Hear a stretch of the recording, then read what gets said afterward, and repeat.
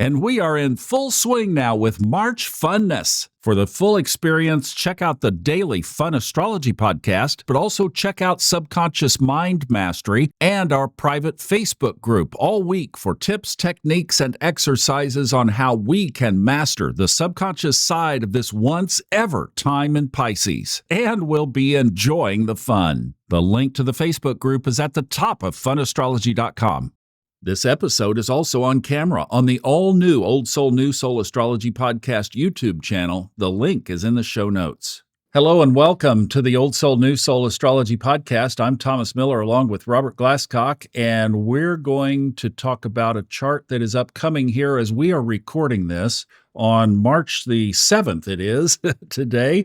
And we're going to talk about a couple of things coming up in the sky ahead of us, which are super critical important. Robert, let's just jump right on into this chart. First of all, we're going to take a look at Wednesday, March 12th, a day that is significant on two fronts.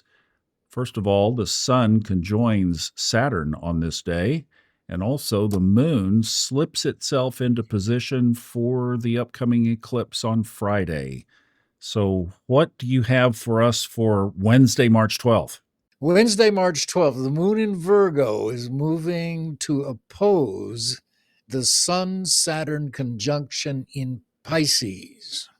So what do you think that means? What I think it means, first of all, worry and the need to pay attention to some serious financial papers, income tax papers, business papers, and communications with other people, including everybody really in your life, to clear up communication misunderstandings, which are typical when you've got the Sun conjunct Saturn in Pisces. There can be all sorts of hidden agendas or unconscious agendas, and the moon in Virgo, an earth sign and a very pragmatic sign, says, be real, be practical. It's a great time to begin to actualize dreams and ideas and goals by making notes, making organization, making bullet points, writing business proposals, those things that force you to be organized and prioritized. But it's not a good time to entertain false hopes, unrealistic thinking, to expect too much too soon. It's really a time to kind of put your nose to the grindstone, get very real, be very pragmatic, and be very clear in communications, because the tendency is for two people or more people to misunderstand each other. So don't be afraid to say, wait a minute, am I hearing you correctly? Is this what this is what I heard. Is that what you meant? That kind of approach. Yeah, exactly. Now, what about you? Well, I'll tell you, I've been looking at this in the context of it is staging for Friday's eclipse. And the eclipse to me, especially with that Saturn, as we were looking there, the Saturn-Sun conjunction here that happens on Wednesday, I always like to look at things through the lens of the spiritual path. I go back to Pierre Teilhard de Chardin. You remember my favorite quote, "We are not human beings having a spiritual experience. We are spiritual beings having a human experience." So we can look at it from both ways. Earth signs are human experience, right? That's all about being grounded and being practical and being real and being in the here and now on planet Earth. And we have the Sun and Saturn in Pisces, which is very much Teilhard de Chardin's on the other side. It's the spiritual side. It's the ethereal side. It's the dreamy side. Have your dreams been amplified here lately with these aspects unfolding in Pisces? Mine sure have been crazy. So what I'm looking at this from is the standpoint of where are you on your, and this is where I like to say, highest timeline. And yes, Saturn brings a sobriety to this. It brings a tap the brakes. Hey, stop, whoa, pause, reflect. And like you said, with Virgo, that moon over there in Virgo is let's organize our thoughts. Let's get ourselves together here. Let's make sure that we are being practical in our spiritual path. And what I came up with this too is how committed are you to your spiritual path? In other words, are you kicking sand? Are you sticking your toe in the water? Or is spirituality so much a part of you that if they came in and cleaned things out of your environment, you'd say you can have anything in here except one thing. You can't take that from me, nor am I willing to give it. Is it that much a part of your thread, of your fabric? And I think that this is what the Sun-Saturn conjunction today brings us to analyze in a way of really facing our commitment to our spiritual path. And then another thing that's in here that I see too is as soon as this eclipse is basically over, the sun is going to peel out, so it leaves Pisces for Aries, and then Neptune leaves Pisces. So all that's going to be left is the poor little North Node in there, and the whole energy of the world shifts to hovering over this 0 degrees Aries point, which also is going to be in a sextile to Pluto at 0 degrees Aquarius, and that is when the energy on planet Earth starts to change. So to me, we're not going to talk about that part right now because that's a whole nother episode. But to me, what that sets up for us is this is the last few days, really, of this amazing experience that we've had of these planets in Pisces to connect with the home office, our spiritual self, with God, with highest source. And this is a window of opportunity because it is going to pass away. And we've been doing a thing on my Subconscious Mind Mastery podcast since the new moon 2 weeks ago. We've been doing this. I've called it March Funness. I wanted to do the basketball analogy because I thought it was kind of fun and it's March Madness time, but I didn't want to be mad. So I wanted to do fun. So we did March Funness, but I've been talking about the subconscious mind and the spiritual side and this focus on Pisces and the new moon of this creating ability that's just been so powerful. I think it is truly an amazing, incredible time. And the sad part about it is it's going to go poof, just like that, and it will be gone. And then it's time to roll up our sleeves, put our boxing gloves on, and go to work because we're going to be in Aries. Something else you just said. This is probably the most important time of this year for everybody to pay attention to your dreams. And I mean, keep a dream diary, especially around these days. Your dreams right now, we're all having them. Everybody, if you're the least bit aware, and if you're not, make yourself aware of your dreams. When you wake up, write them down. Second of all, you're going to be in touch with people out of your past. And I mean, even those who have deceased will be coming back into your mind and coming back into your lives through soul, maybe not physically. You're going to be thinking of past loves, past business adventures, and so on.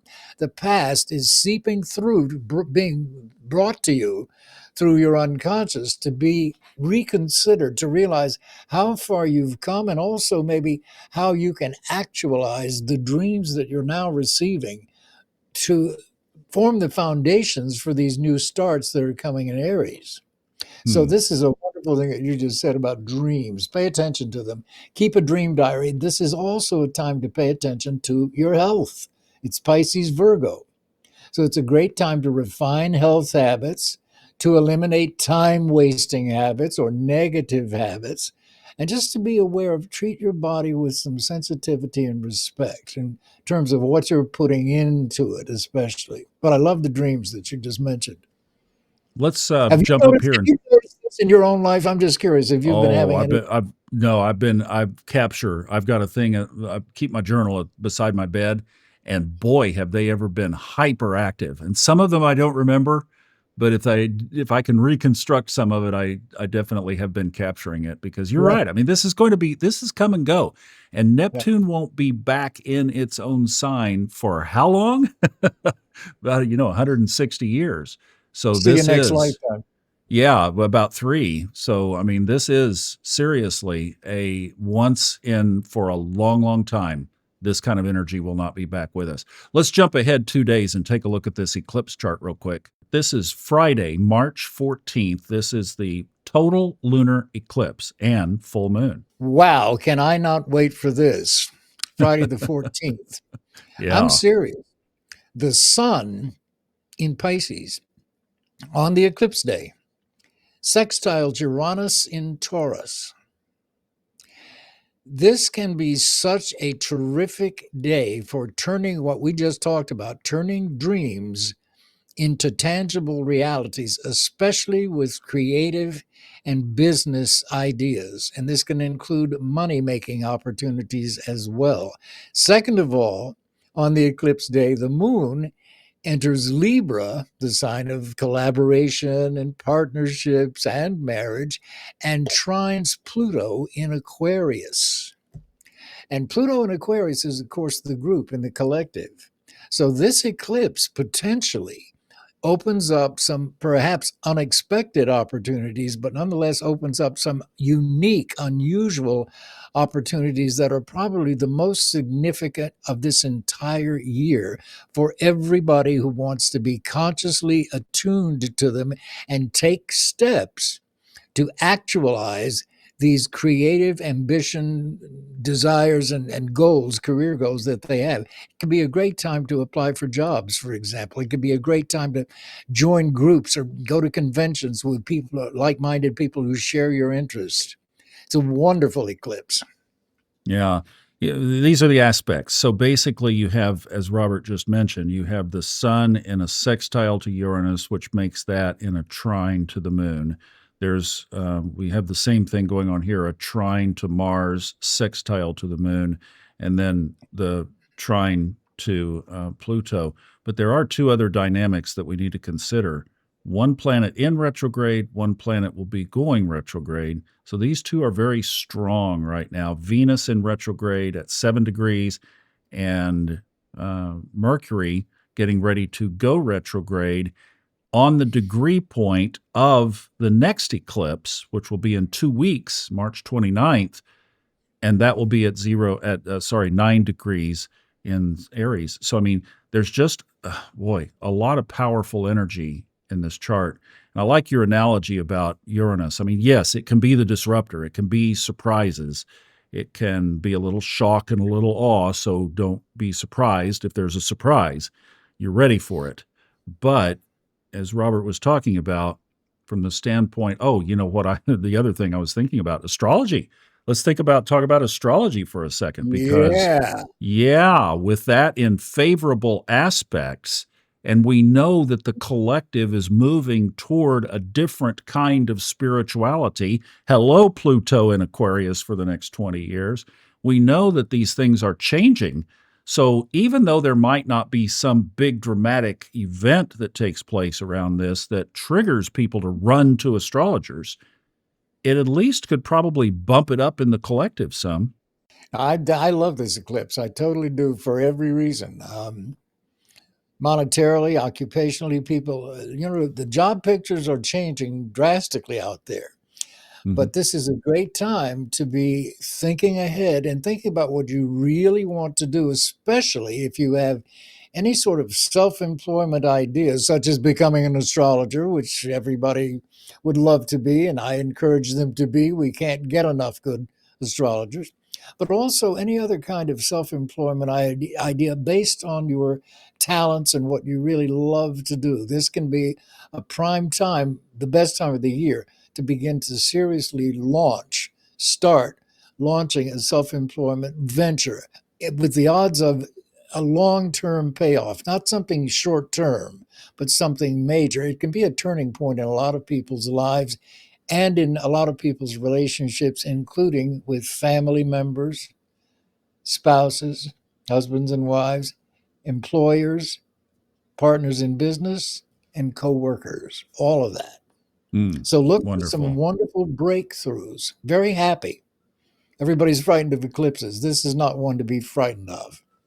All right, good deal. Well, listen, we hope this helps prepare you for this eclipse coming up. Thank you so much for watching. We're going to be doing a lot more of these, so we will see you in the next one and on the Old Soul, New Soul Astrology podcast, both on audio, now on also YouTube, and we're just cranking it out. So we'll see you next time. Thanks for watching.